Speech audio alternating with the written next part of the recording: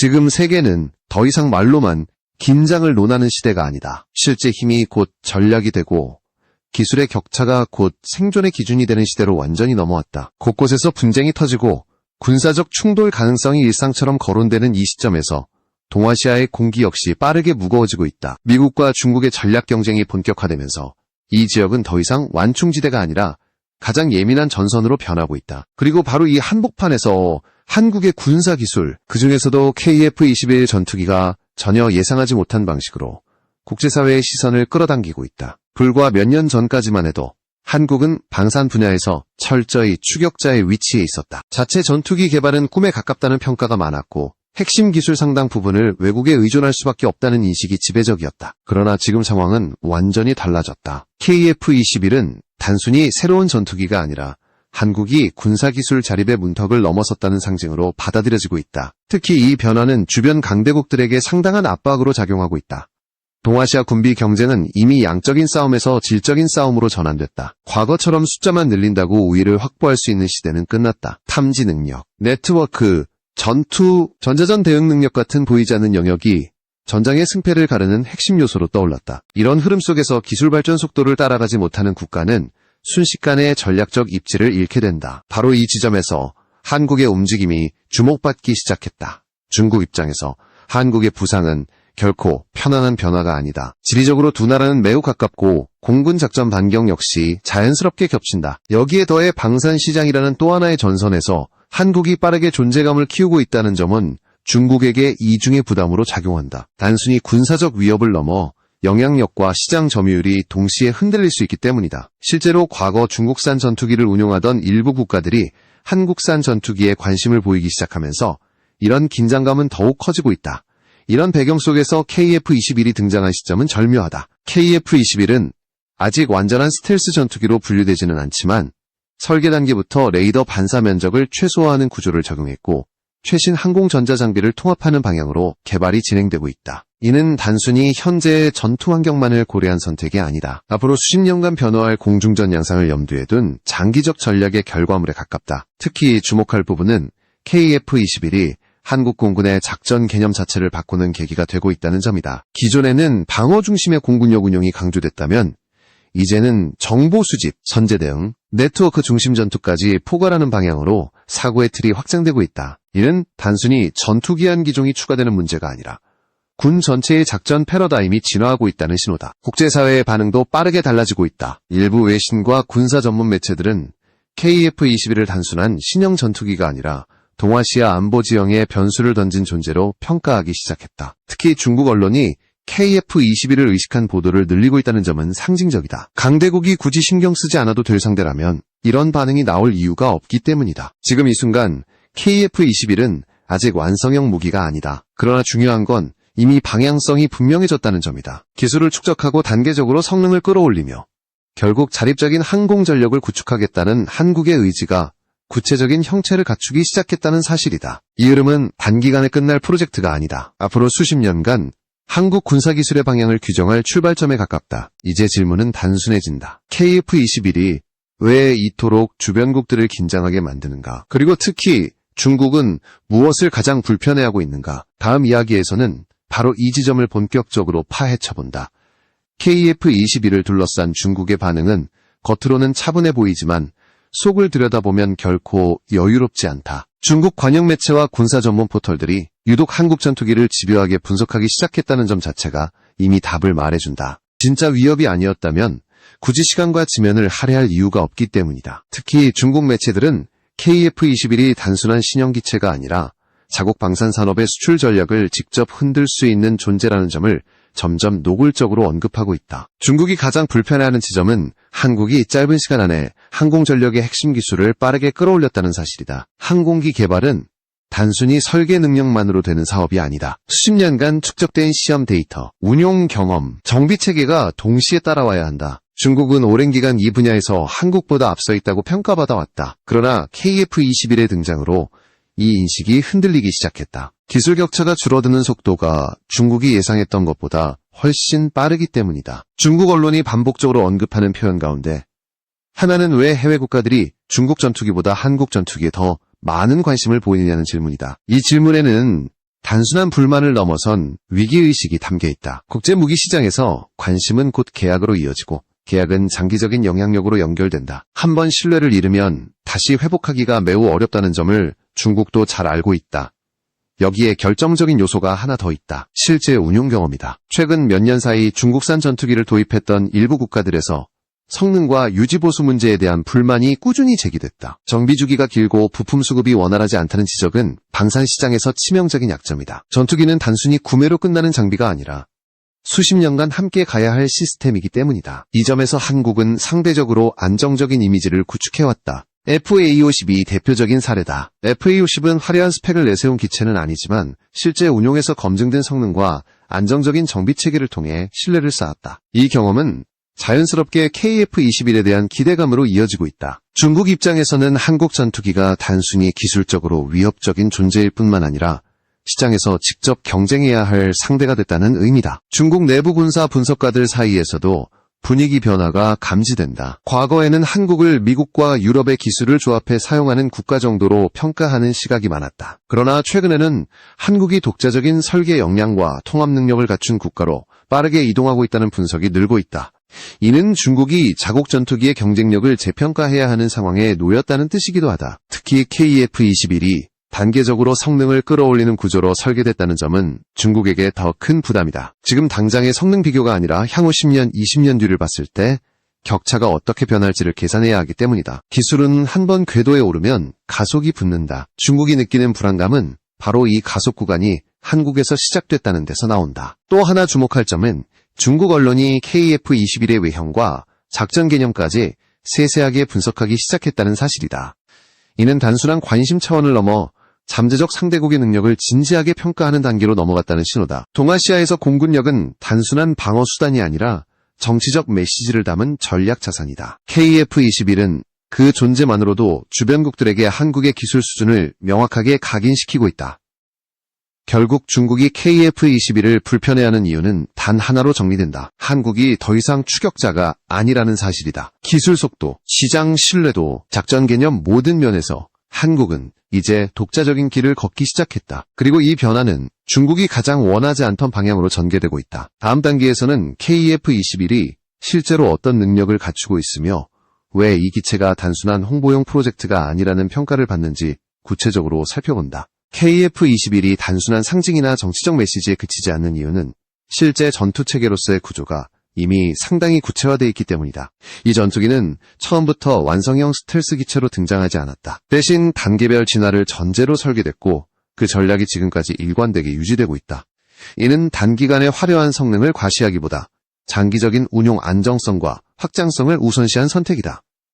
KF-21의 기본 설계 철학은 균형이다. 속도, 화력, 항속, 거리, 전자장비 통합 능력까지 어느 하나에 과도하게 치우치지 않도록 구성됐다. 이런 접근 방식은 실전 운용에서 매우 중요하다. 특정 성능만 뛰어난 기체는 작전 환경이 바뀌는 순간 약점이 드러나기 쉽다. 반면 KF-21은 다양한 임무를 유연하게 수행할 수 있도록 설계된 다목적 전투기에 가깝다. 항공 전자장비 통합은 KF-21의 핵심 요소 가운데 하나다. 최신 전투 환경에서는 개별 장비의 성능보다 이들을 얼마나 효과적으로 연결하느냐가 더 중요하다. KF-21은 센서 융합 개념을 전제로 조종사가 전투 상황을 직관적으로 파악할 수 있도록 설계됐다. 이는 정보 과부하를 줄이고 의사결정 속도를 높이는 데 결정적인 역할을 한다. 이 과정에서 국산 기술 비중이 점차 확대되고 있다는 점도 주목할 필요가 있다. 초기에는 외부 기술 의존도가 상대적으로 높았지만 개발이 진행될수록 한국 자체 기술로 대체되는 영역이 늘어나고 있다. 이는 단순한 비용 절감 차원이 아니라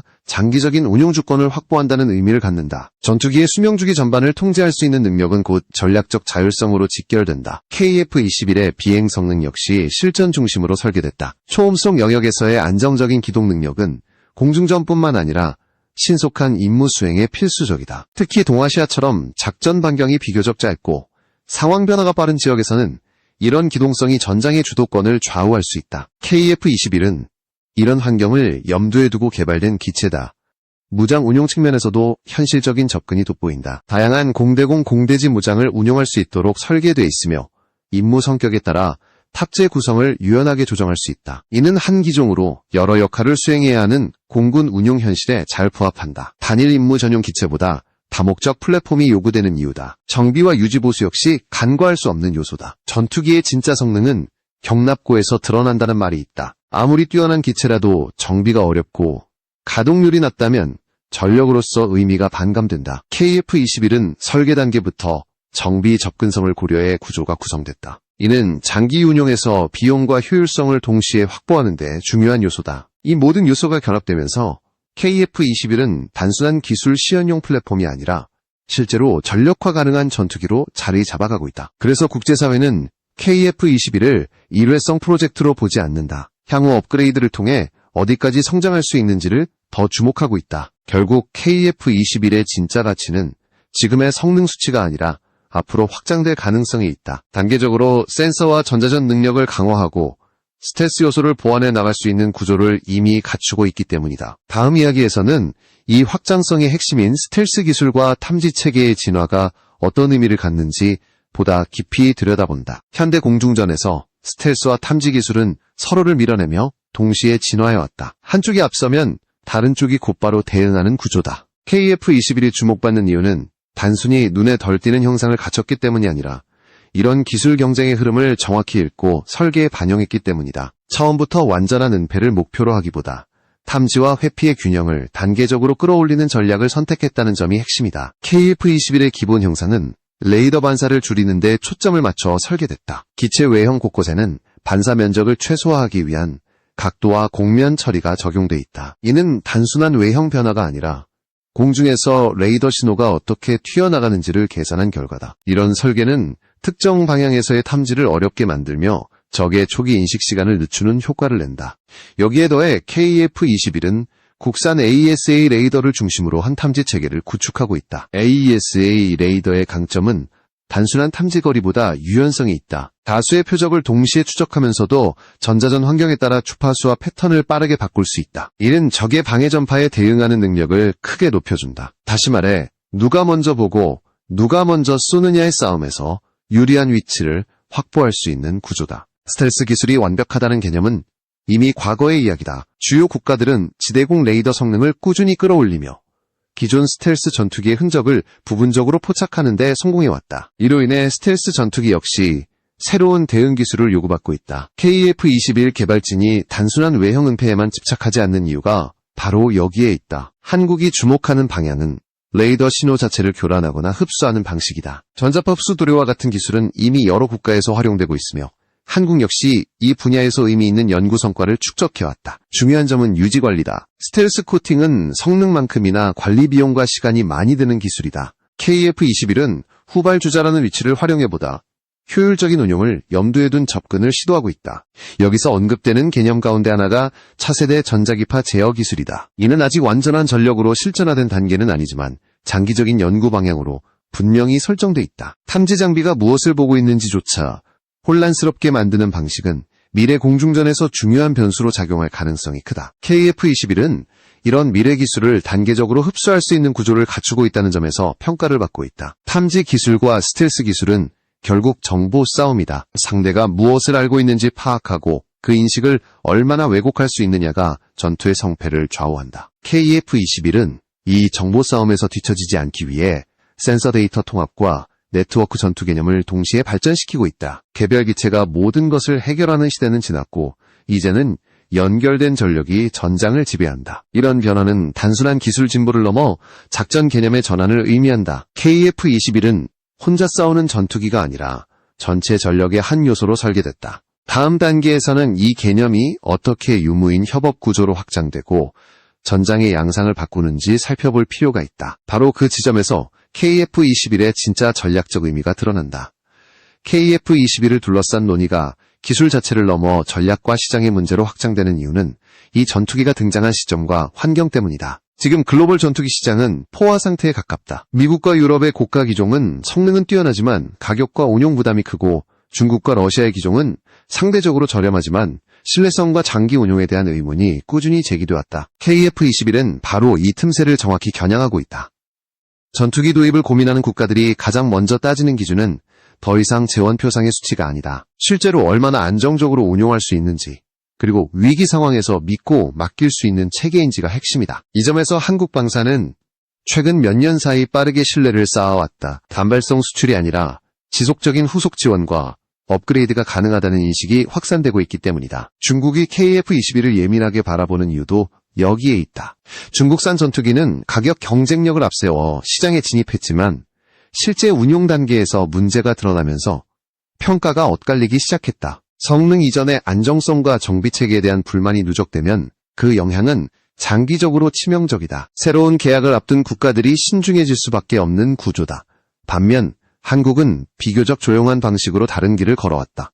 이미 검증된 플랫폼을 기반으로 신뢰를 확보한 뒤 점진적으로 상위 기종으로 확장하는 전략이다. FA52 그 출발점이었다면 KF-21은 그 다음 단계다. 이 흐름은 단순한 기종 교체가 아니라 하나의 생태계를 구축하는 과정에 가깝다. 시장 경쟁에서 또 하나 중요한 요소는 정치적 부담이다. 고성능 전투기를 도입할수록 외교적 제약이 따라오는 경우가 많다. 특정 국가의 승인 없이는 운용과 수출이 제한되는 구조는 구매국 입장에서 큰 부담이다. KF-21은 이런 문제를 최소화하려는 방향으로 설계와 협력 구조가 구성되고 있다. 완전한 자율성은 아니더라도 선택의 폭을 넓히는 효과는 분명하다.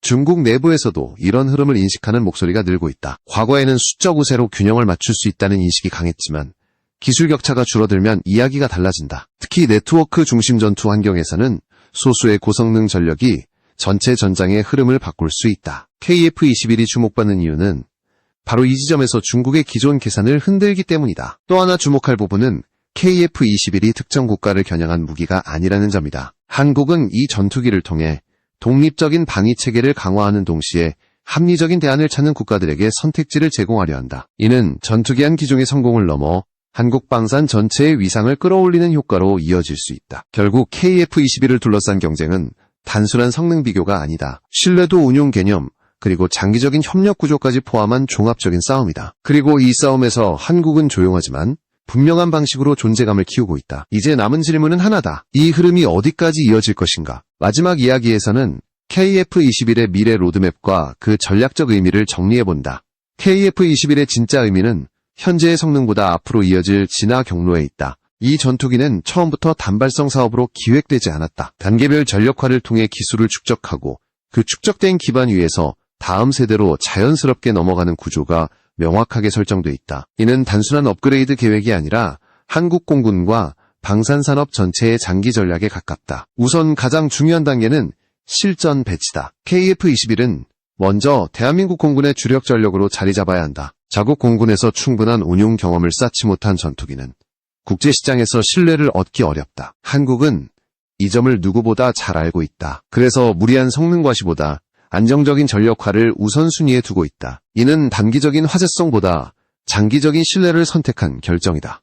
실전 배치 이후에는 점진적인 성능 향상이 이어진다. 센서 성능 강화, 전자전 능력 확장, 네트워크 연동 범위 확대 같은 요소들이 단계적으로 추가된다.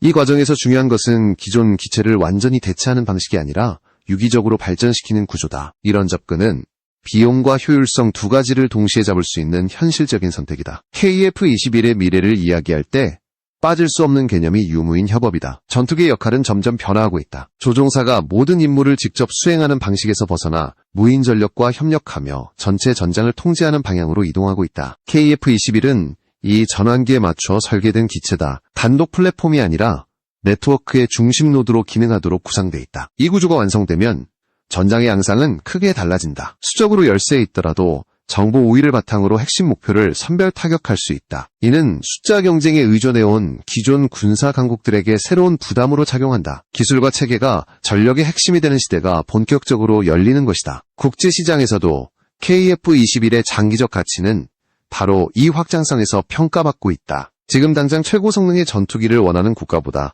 안정적이면서도 미래 대응력이 있는 플랫폼을 찾는 국가들이 늘고 있다. KF-21은 이 수요에 정확히 부합하는 위치에 서 있다. 이는 한국 방산이 단순한 가격 경쟁을 넘어 전략적 파트너로 인식될 가능성을 높인다. 물론 도전 과제가 없는 것은 아니다. 기술 발전 속도를 유지하기 위한 지속적인 투자와 인력 확보는 필수적이다. 국제 정세 변화에 따른 외교적 변수 역시 항상 고려해야 한다. 그러나 중요한 점은 이미 방향성이 설정됐다는 사실이다. 한국은 더 이상 따라가는 입장이 아니라 스스로 길을 설계하는 단계에 들어섰다. KF-21은 그 상징이다. 조용하지만 분명한 변화의 증거다. 이 전투기를 통해 한국은 군사기술 자립이라는 오랜 과제를 현실로 만들고 있다. 그리고 이 흐름은 단기간에 끝나지 않을 것이다. 앞으로 수십 년 동안 한국의 방위 전략과 산업 경쟁력을 동시에 떠받치는 축으로 작용할 가능성이 크다. 지금 세계가 KF-21을 주의 깊게 바라보는 이유는 바로 여기에